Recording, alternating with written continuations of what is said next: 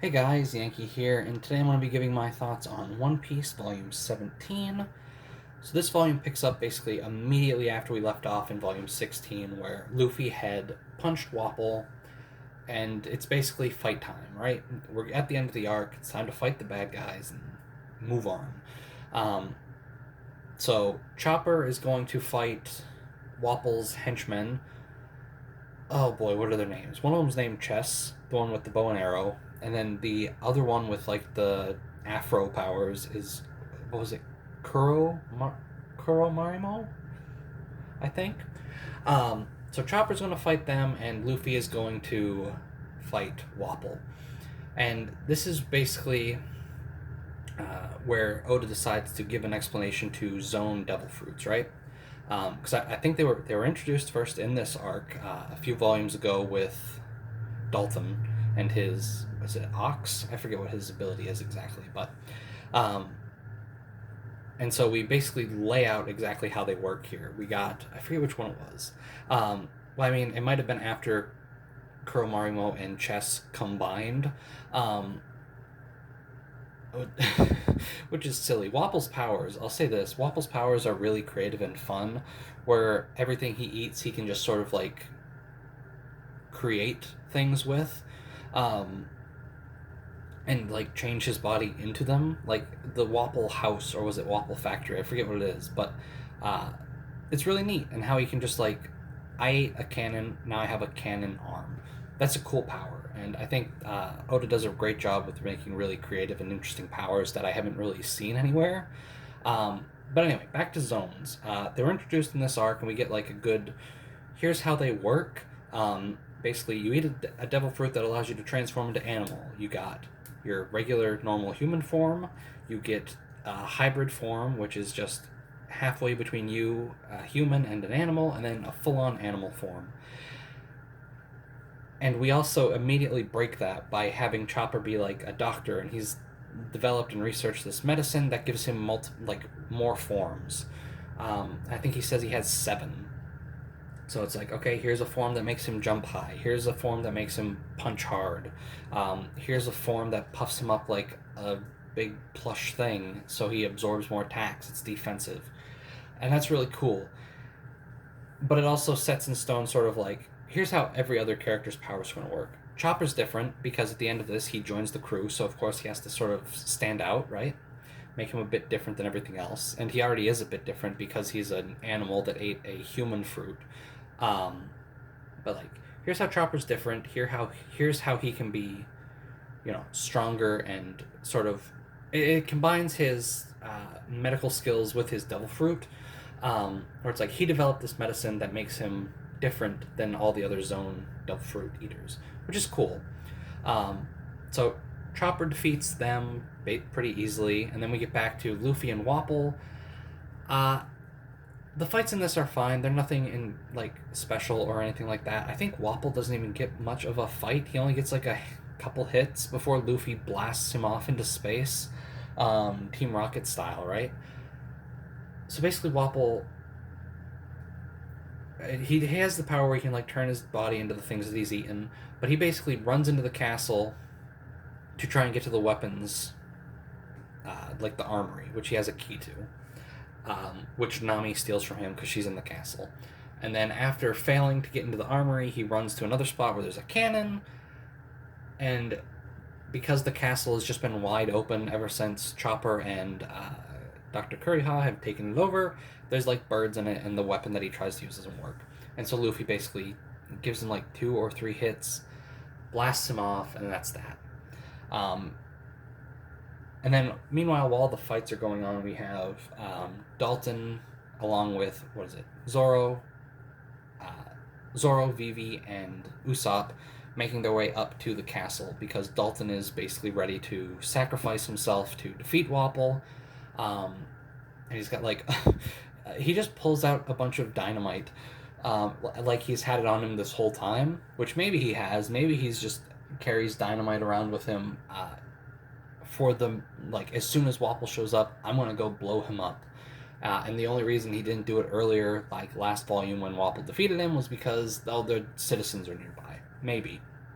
I do like how Um, and maybe this is spelled out for me, and it's just I'm dumb, and it took me this reading to notice how Dalton was ready to blow himself up the same way that Hiruluk did, um, which having Hiruluk basically inspire him and be the reason that he started to oppose Wapol, and then him being ready to sort of sacrifice himself in a similar way, is neat. I like that. I like Dalton. I like this arc. I like Kuriha. Um, the Wapol is probably like the.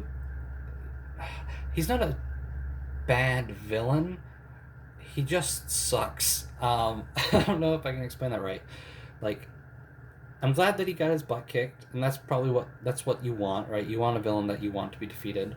Um, but like, I don't know, man. He's the weakest part of this arc for me. Um, and then Dalton arrives, sees Chopper, who he had met way back when, thanks him, and then Luffy goes and basically gets Chopper to join the crew. And then we get our goodbyes, which are really good. The whole chase with Chopper and Kuriha is a lot of fun. Her basically going on a rampage, throwing weapons, which is something that we had established is just something she does. Like, she throws knives and stuff around all the time. And so her chasing Chopper around, basically chasing him out because she doesn't want to have a proper goodbye, is nice. But then the way she finally sends them off by finally finishing Hiruluk's basically his research. His research was done, and she basically finally finishes it. He wanted to make Sakura bloom in this snowy kingdom. She finally does it. And the panel in this is really great, but this is a moment where I think the anime really elevates it, because like, I know what Sakura trees look like, right? Nice, they're pink. So when I'm reading the manga, like, I get that, like, okay, this is supposed to be a pink tree sort of sprouting around the mountain, but the anime really elevates it with the color and just with the way the scene plays out.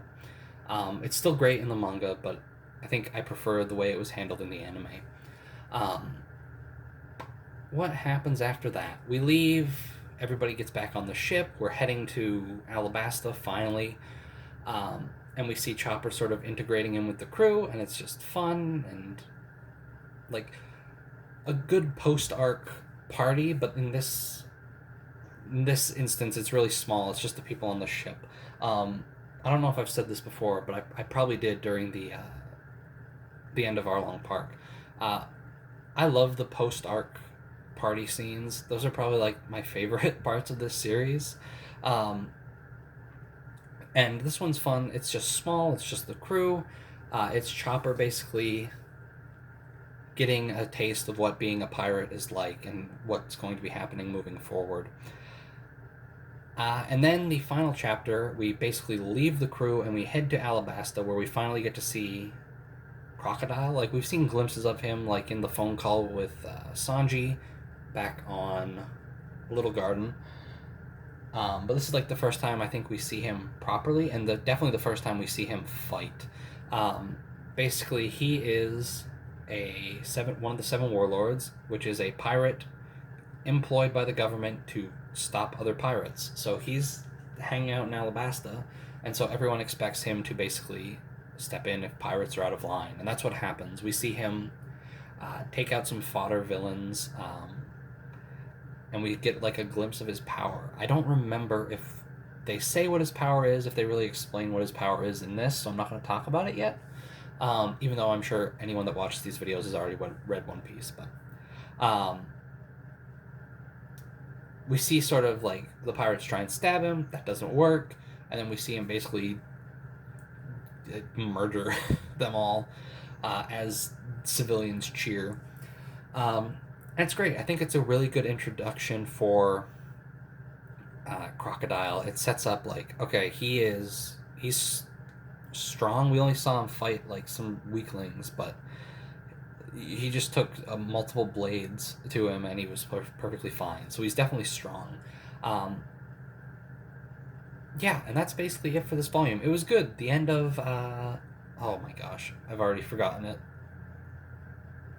Chopper's arc. The end of that arc's great. We're finally getting to Alabasta, which we will be in for a while. Um, SBS didn't really have anything interesting. I remember it being like it stopping abruptly in this volume. Like maybe I missed a page, maybe I just glossed over it, but I feel like it's like, hey, welcome to the SBS. No new information, and then it's just over, and then it's into the what is it, the pirate portraits or whatever, the little gallery where fans can send in their art.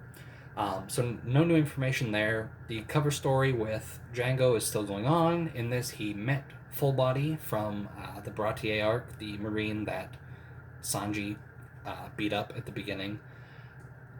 And then the Marines learn that Django is there, and he gets out.